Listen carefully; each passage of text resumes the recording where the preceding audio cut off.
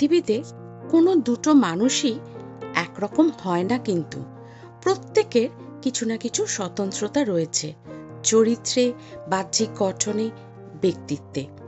হয়তো কিছুটা তার মনের মতো, কিছুটা নয়। আর এই সবটা নিয়েই একজন মানুষ স্বয়ং সম্পূর্ণ। নিজের এই ইন্ডিভিজুয়ালিটিকে নষ্ট করার কিন্তু কোনো অর্থ হয় না বন্ধু। নিজেকে অ্যাকসেপ্ট করতে শিখতে হবে, নিজের প্রতি যত্নশীল হতে হবে।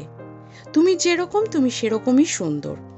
আয়নার সামনে দাঁড়িয়ে প্রতিদিন এই কথাটা বলতে থেকো বন্ধু। শুধু উচ্চারণ করলে হবে না, কিন্তু মন থেকে উপলব্ধি করে কথাটা বলতে হবে।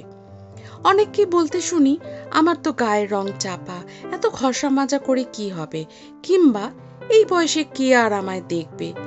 সব কিছুই যে অন্যকে দেখানোর জন্য বা অন্যের পছন্দ অপছন্দ ভেবে করতে হবে, এটাই বা কেন ধরে নিচ্ছ বন্ধু? নিজের যত্ন নেওয়ার একমাত্র উদ্দেশ্য হোক নিজেকে ভালো রাখা। এই নতুন বছর শুরু হয়েছে, এবারে আমাদের দৃষ্টিভঙ্গিটাও পাল্টানো দরকার। চলো না, আমরা সকলে নিজের মতো করে সুন্দর থাকি, প্রত্যেকেই নিজের শরীর মনের যত্ন নিয়ে সুন্দর থাকি, বছরটাকে আরো রঙিন করি, সুন্দর করি। সবাই খুব ভালো থেকো।